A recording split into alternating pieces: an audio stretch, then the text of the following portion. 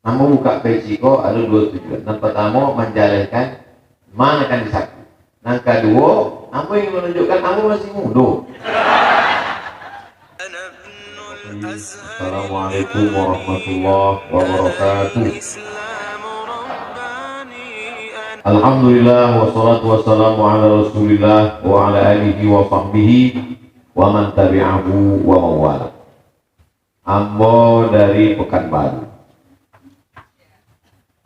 Dari Pekanbaru kemudian berhenti sebentar sejenak di Kelok 9 untuk foto-foto update status.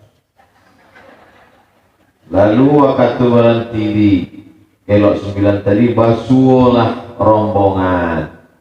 Dalam rombongan itu ada Pak Wakil Gubernur Sumatera Barat, Pak Dr. Audi, ada pula Bapak DPRD Sumatera Barat, Ustadz Irsad Safar, ada pula Bapak Wakil Wali Kota Bukit Tinggi, Buya Mahildi, Buya Marfendi. Ambo sebenarnya sedang ngetes jamaahnya dan beda. Ada pula Bapak Wakil Wali Kota Solo, ada pula dikawal di situ oleh Ustadz Jel. Dan kamu apa ya rombongan kok? Kami akan ke Pekanbaru. Rombongan Iko akan ke Pekanbaru, Ambo kan ke Padang. Kami berbeda arah. Berbeda arah Iko, bahasa Arabnya ikhtilaf. Maka Ambo pun memberi kabar ke rumah. Ambo ikhtilaf dengan Pak Wakil Gubernur. Ikhtilaf dalam masalah apa? Ambo ke Padang, inyo ke Pekanbaru. Berbeda arah Iko, bahasa Arabnya ikhtilaf. Apa bedanya dengan khilaf? Ambo tanya ke rombongan. Dan kamu Pak? Kami ke Pekanbaru. Dalam rangka apa? Sebab kami dengar di Pekanbaru itu penduduknya 1.200.000. Penduduk Pekanbaru itu 1.200.000. Nan pertama paling banyak orang Minangkabau. Nan kedua orang Jawa. Nan ketiga Melayu. Jadi kami ingin meneliti mana orang kami di Pekanbaru. Lalu kemudian ada oleh rombongan yang bertanya, rombongan itu ke Pekanbaru jo? Iya. Mana ke Pekanbaru? Kami tidak tahu, ikut Pak rombongan Wakil Gubernur saja. Nan tidak tahu dalil, nan ikut saja, namanya khilaf. Nan berbeda tahu dalilnya, namanya ikhtilaf. Jadi ambo sederhanakan menurut bahasa amak-amak. Daripada ambo jalankan menurut etimologi, menurut terminologi, menurut kamus al-muhit, menurut kamus. Jadi mudah. Mereka kalau pulang ditanya orang, apa beda ikhtilaf dengan khilaf? Entah Ustaz Baswo di Kelok 9. Kalau tahu dalil namanya ikhtilaf, kalau tidak tahu dalil namanya khilaf. Itu ambo jalankan di halaman 1. Buku iko tabahnya sampai ratui halaman. Insya Allah menjelang subuh selesai. Lagi tahu kalau waktu habis ya. Nah, habis waktu bisa menurut bahasa, kalau sagan batuk 3 kali.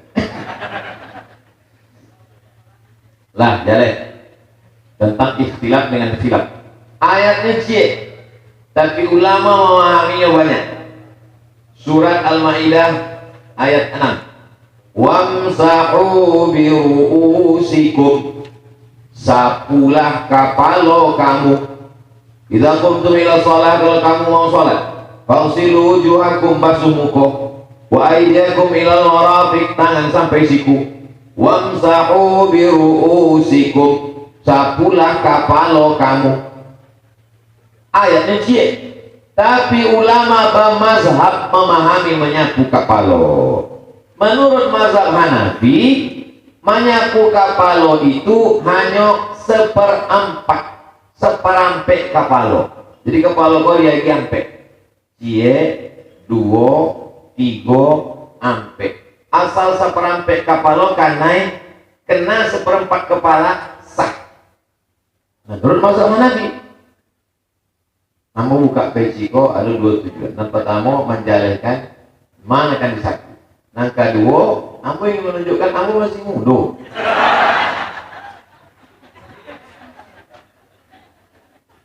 Menurut mazhab Maliki, nanti sapu itu sado kepala dari ujung muka sampai ujung belakang. Sapu sado. Mereka mau ajarkan mbak acaranya Maliki.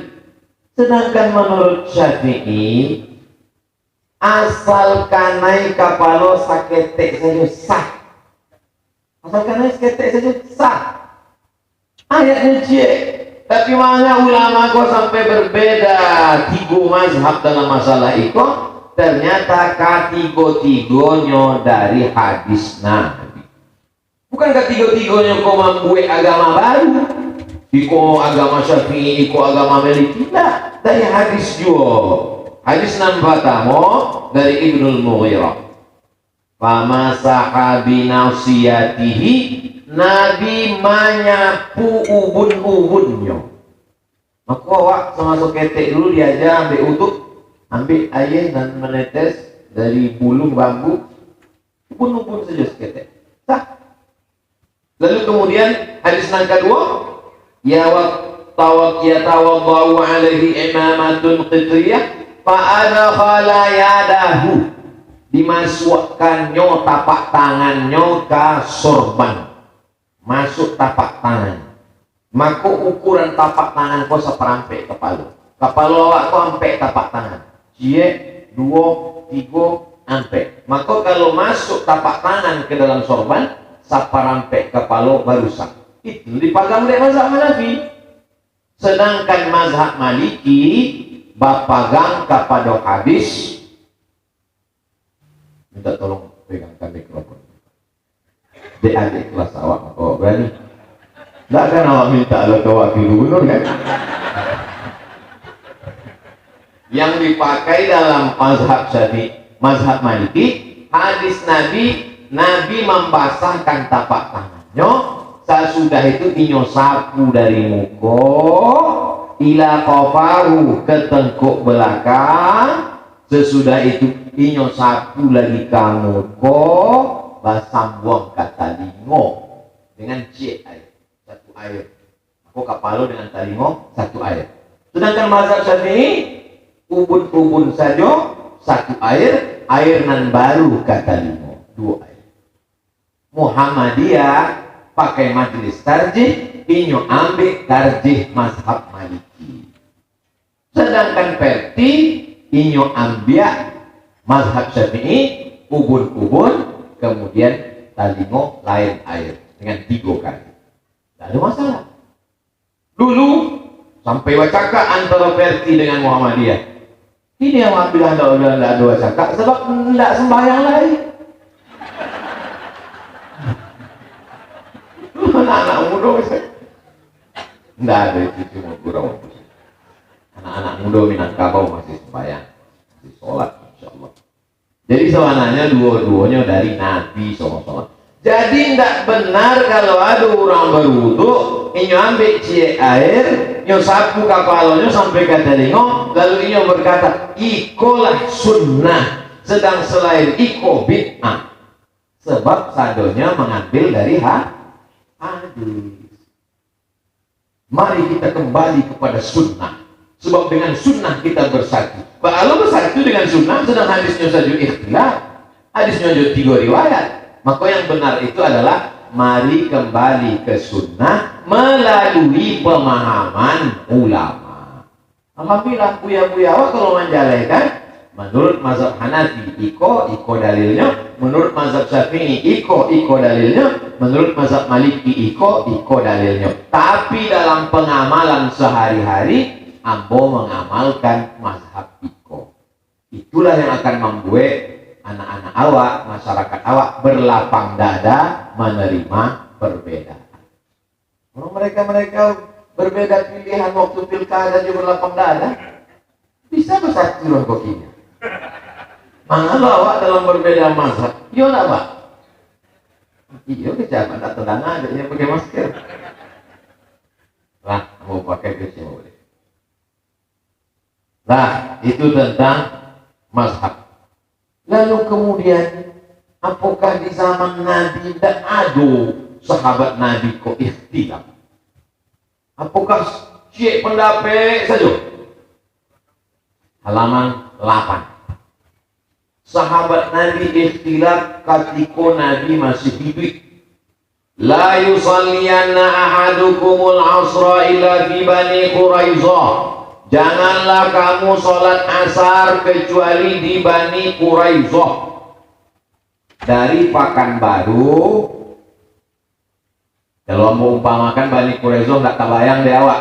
Di awak lah setahun setengah nggak pergi umroh. Nggak tahu entah di mana Bani Quraizah kok. Kau berangkat dari Pekanbaru. Janganlah kamu sholat asar kecuali di Payakumbuh. Sholat asarnya mesti di Payakumbuh. Tiba-tiba di kelok 9. Mana kelok 9? Jauh dari contohnya, ada contoh lain. Tiba-tiba sampai di kelok 9 tak ada azan asar. Allahu Akbar, Allahu Akbar. Pacah dua jamaah.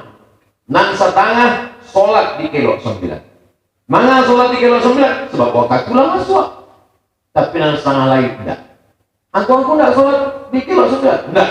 Sebab Nabi berpesan sholatnya mesti di Payakumbuh. Itu terjadi pada zaman Nabi. Sampai di tengah jalan masuk waktu asar. Setengah sahabat sholat di tengah jalan. Makasihnya di pinggir jalan. Sholat di tengah jalan jangan tuh.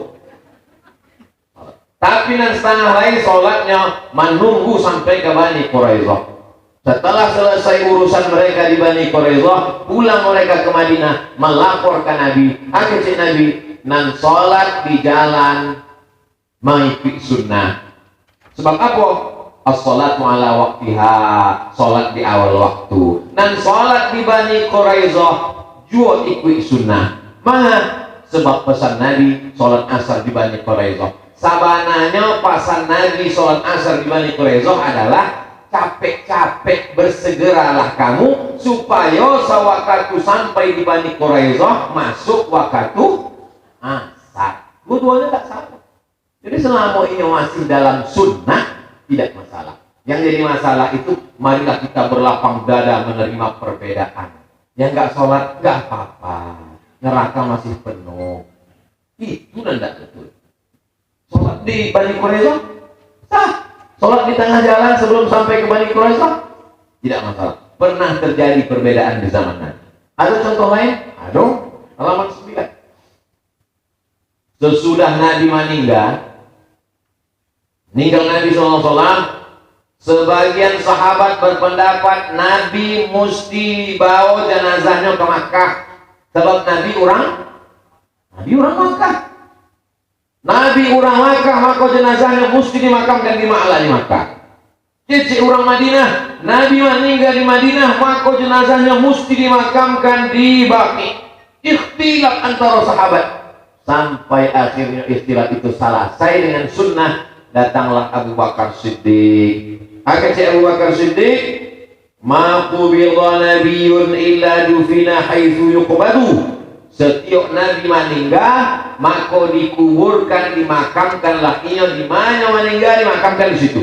Maka digalilah lubang di bawah kasur tampek lalok nabi, dikuburkanlah di kamar itu, tidak dibawa keluar ke Baqi. Jadi kalau ada kecil orang salat tidak ada ikhtilaf. Kok contoh bahwa antara sahabat Nabi pun ikhtilaf. Sedang sahabat Nabi ikhtilaf, apa boleh sahabat puas? Ada ikhtilaf. Halaman 10. Ketika Nabi masih hidup, sahabat Nabi pun berijtihad. Lalu meninggal Nabi, adoleh Nabi, mereka berijtihad. Ijtihad itu apa? Membuat pendapat surang dengan pikiran, dengan ilmu yang ada padanya. Ada dua orang sahabat musafir, sampai di perjalanan masuk waktu sholat tapi air tidak ada. tidak ada air. Badua, nanti ko langsung sholat pakai tayamum. Nanti lagi ikut juga sholat pakai tayamum. Sholat mereka berdua. Selesai sholat mereka lanjutkan perjalanan. Waktu masih ada, basuh mereka dengan kolam air. Oase, bakal seorang kininya. Kolam air di tengah gurun pasir namanya oase. Dulu orang ini membayi nama anaknya. Dan nama anak oase. Biar ia menjadi penghilang haus di tengah dahaga. Oase. Kok ada air minum di muka kami, kok ada madu. Tapi madu kok indah untuk diminum, untuk iklan. Jadi sampai mereka ke tengah perjalanan, ada masuk pulang air di tengah gurun pasir. Nanti kau berwudu, sebab waktu masih ada wudu. Nanti tidak mau berwudu, sebab ini orang sholat dengan tayamum. Ikhtilaf mereka. Nanti mempertahankan sholatnya. Ambolah sholat dengan tayamum, ambo tidak perlu mengulang sholat ambo. Nanti mengatakan mesti ambo ulang sebab ada air. Ikhtilaf mereka. Selesai perjalanan pulang ke Madinah. Baca rito, ya Rasulullah kami musafir di tengah jalan masuk waktu tidak ada air, kami pun pada tayamum. Sesudah itu kami lanjutkan perjalanan basuh air. Teman saya Iko tidak mau mengulang sholatnya dengan tayamum saja, sedangkan ambo ulang dengan air. Agak Nabi kepada orang yang mengulang sholatnya dengan air, laka ajrani, kamu dapat 2 pahala. Nang pertama sholat dengan air, nang kedua sholat dengan tayamum. Sedangkan nanti tidak mengulang sholatnya, agak Nabi, lakat asabta sunnah, perbuatanmu sudah sesuai dengan sunnah. Dua-duanya benar. Mana mereka sampai ikhtilaf? Sebab tidak ada handphone. Coba kalau ada handphone waktu nanti kalau handphone Nabi, ya Rasulullah, bakal lagi nih sehat. Itu tidak lo ada air, bisa tidak tanya mau bisa gitu. Tidak ada. Maka kalau tidak ada alat komunikasi, awak bisa berijtihad. Kemudian sesudah Nabi SAW meninggal, sahabat pun ada juga berijtihad. Berijtihad mereka tentang hukum wajib sa'i antara Safa dan Marwah. Menurut Imam Malik, Imam Syafi'i, ulama mazhab, Imam Ahmad, Imam Ishaq, Abu Thawr, sa'i wajib sebagaimana yang telah diterangkan. Pendapat ini adalah mazhab Aisyah, mazhab Urwah. Sementara Anas bin Malik, maksudnya sahabat Nabi, Abdullah bin Zubair, Muhammad bin Sirin berpendapat bahwa sa'i tidak, itu hanya sunnah, tidak wajib. Hasil ijtihad yang dilakukan para ulama tersebut disebut dengan mazhab. Itulah asal muasal mazhab. Mazhab Syafi'i ijtihad Imam Syafi'i. Mazhab Maliki ijtihad Imam Malik. Mazhab Hanafi ijtihad Imam Abu Hanifah. Mazhab Hambali ijtihad Imam Ahmad bin Hanbal. Tapi sampai kini tidak ada mazhab Abdul Somad. Sebab ambo tidak cukup syarat untuk jadi imam mazhab. Imam sholat saya cukup, alhamdulillah. Jadi kalau ada orang menyakui jangan pakai mazhab, langsung saja ke Quran dan hadis, berarti inyo sedang menyakui dirinya imam mazhab nang kalima. Mazhab nang paling tua Hanafi meninggal tahun 150. Mazhab nang kedua Maliki meninggal tahun 179. Mazhab ketiga Syafi'i meninggal tahun 204. Mazhab keempat Hambali meninggal 241. Mazhab-mazhab yang lain banyak imam mazhab. Ada mazhab Imam Al-Auza'i, ada mazhab Imam Sufyan Al-Thawri, ada mazhab Imam Ibnu Abi Layla, ada mazhab Imam Sufyan Ibnu Uyainah, ada mazhab Imam Laits bin Sa'ad. Mangan awak dangan kini cuma sampai mazhab saja, sebab sampai mazhab ikolah dan murid-muridnya aktif menulis kitab-kitab imam mereka. Imam Laits bin Sa'ad, kana Laitsu ibnu Sa'ad afqahu min Malik. Afqaha min Malik. Imam Laits lebih faqih, lebih alim daripada Imam Malik. Tapi awak tidak ada undangan. Sebab apa? Sebab muridnya tidak ada menulis. Sehingga imam mazhab meninggal, tidak ada kitab yang ditinggalkan. Alhamdulillah. Banyak ulama-ulama awak yang lebih hebat, lebih alim. Tapi mana orang kenal Abdul Somad? Sebab ceramah ini direkam, diupload ke YouTube. Maka ditonton orang, subscribe, like, and share. Bah imam-imam mazhab itu menyikapi perbedaan. Imam Hanafi, murid-murid Imam Hanafi, Imam Syafi'i, sholat di belakang Imam Maliki di Madinah. Sebab waktu itu yang menjadi mazhab di Madinah itu Imam Malik. Maka waktu mereka sholat, yang menjadi imam mazhabnya Maliki, makmumnya Hanafi Hambali, mereka tetap sholat berjamaah walaupun berbeda mazhab. Jadi tidak ada istilah wah enggak sholat subuh tadi, enggak, sebab imamnya tidak berkunut. Atau dibalik, amun enggak sholat subuh sebab imamnya tidak berkunut. Yang paling mudah jadi makmum. Imam berkunut, awak ikut berkunut. Imam tak berkunut, awak ikut saja. Paling mudah jadi makmum. Maka mau di mana sembahyang, kamu selalu pesan ke panitia, jangan apa imam. Paling mudah. Tak terlalu banyak tanggung jawab. Jadi siapa yang menjadi imam, tanggung jawabnya besar. Imam masjid yang sudah diangkat oleh ulil amri, dialah yang bertanggung jawab 24 jam. Siapapun tamu yang datang ke situ, walaupun sorbannya sebesar ban Vespa, tidak layak maju.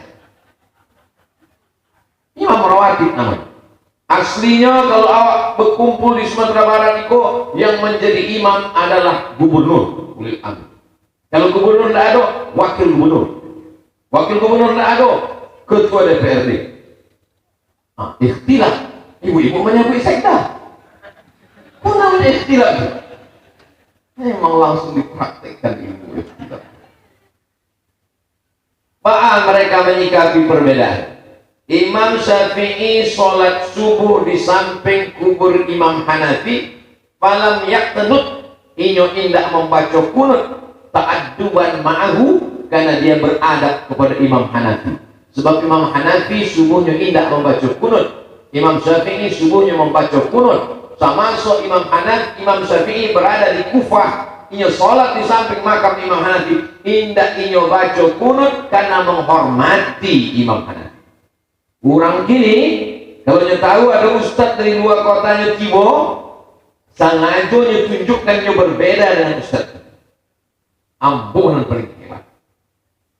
Imam mazhab dulu merendahkan hatinya karena hormat, saling menghormati. Kalau ustaz pergi ke luar kota atau ada ustaz luar kota datang ke Pekanbaru, baka solusi dan ustaz tempuh, amo menjadi makmum saja, sebab sudah ada imam tetap di situ, majulah.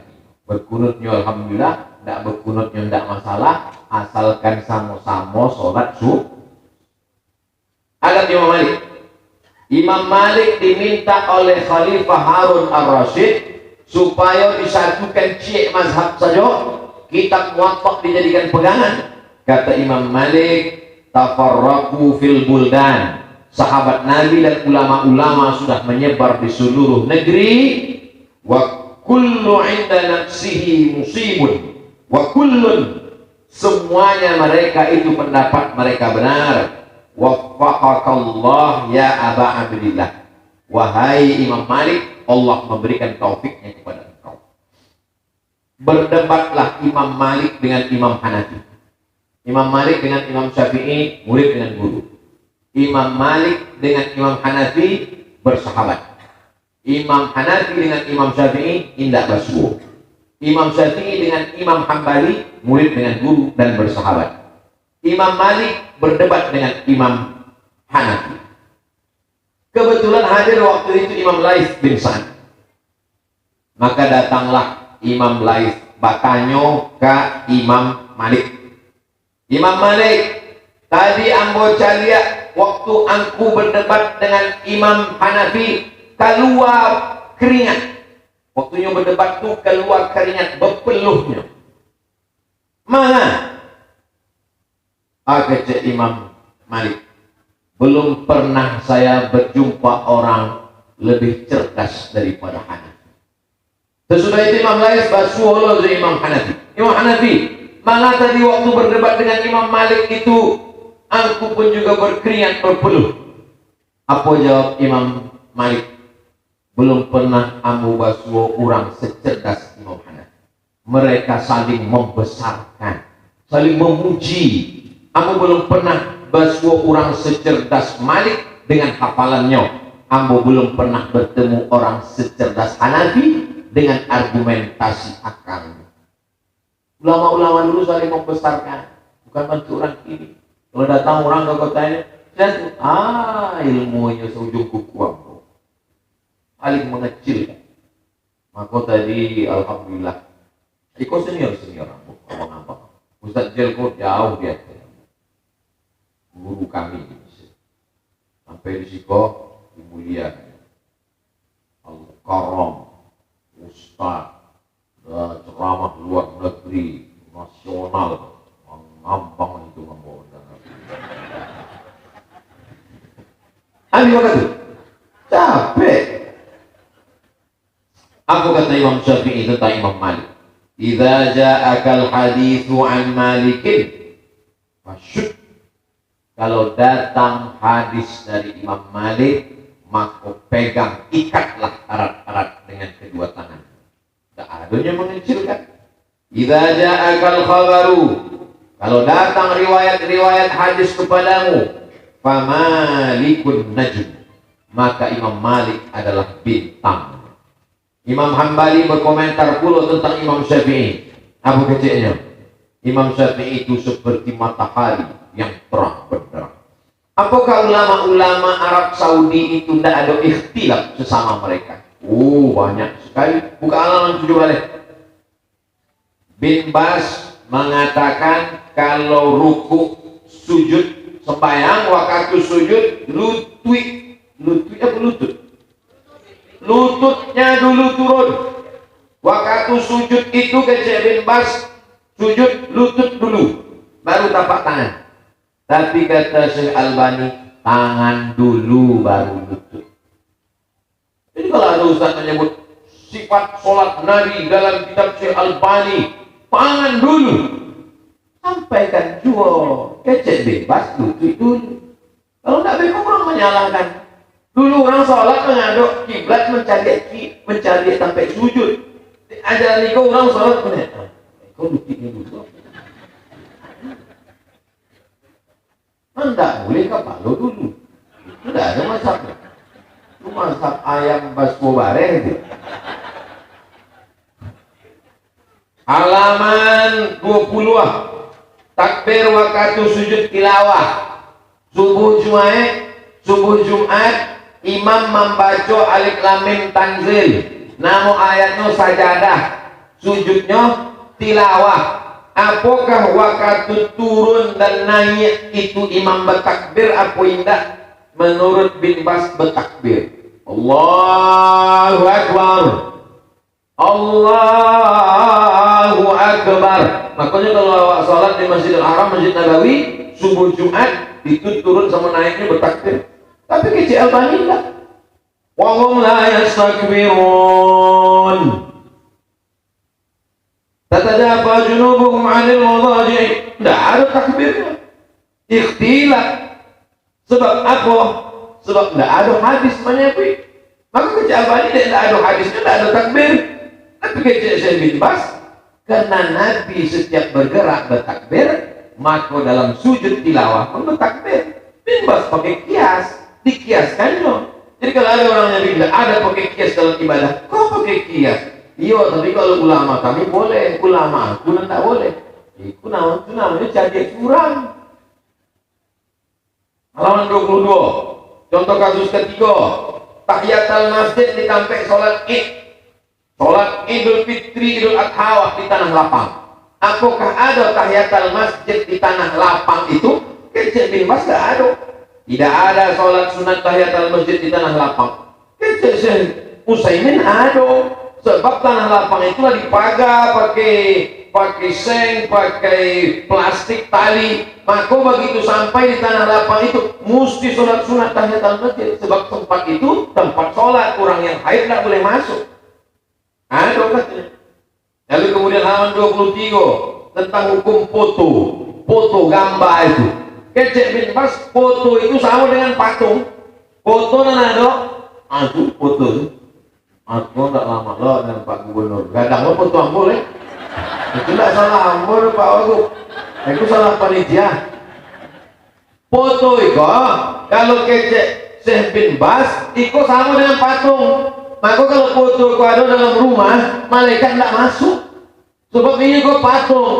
Tapi keterangan Syekh Utsaimin, akhirnya amat taswir foto al-an yang ada kini, alladhi yusallitu fihi al-insanu alatan ala jismin muayyanin, ada alatnya yang dipakai untuk menggambar orang, fayantabi hadzal jismu fil waraqah, lalu gambar orang itu terpantul di karateh fil waraqah, fahadza fil haqiqati laisa taswiran. Maka gambar iko indak sama dengan patung. Sebab lianna taswir masdar sawwara ja'ala syai'a ala suratin muayyanin. Sebab patung itu ada membentuk patung Abdul Somad, ada hidungnya, ada telingonya, ada matanya. Sedang itu enggak, itu diambil gambar. Kalau dulu berbunyi, itu enggak bunyi, itu yang jadi. Awak tahan, no? Istilah mereka tentang foto. Halaman 24, contoh tentang kasus Kalimo. Umroh berkali-kali sewaktu sampai ke Makkah. Sampai ke Bir Ali, niat umroh. Sampai ke Makkah, tawaf dan sa'i. Hari kedua umroh boleh, hari ketiga umroh boleh, hari keempat umroh boleh, sampai hari di Makkah umroh tarwih. Kecek bin Bas boleh. Tikrarul umrati la haraj bidzalik. Boleh, tak apa keceknya. Tapi kecek Syekh Ibnu Utsaimin ulang-ulang bid'ah, ulang-ulang umrah dalam sekali perjalanan itu bid'ah. Ikhtilaf mereka. Salat tarawih 23 rakaat. Ditanya ke Syekh bin Bas, apa hukumnya salat tarawih 23 rakaat? La haraj, boleh. Tapi kecek Syekh Albani, labiah dari sabaleh rakaat bid'ah wa kullu bid'atin dhalalah wa kullu dhalalatin. Jadi tarawih itu sabaleh, labiah dari sabaleh bid'ah. Ayo, konon mau cari-cari. Kalau bisa sabaleh ayatnya kulhu saja. Adio. Adio kata disambung. Mau serahkan ke protokol. Terima kasih.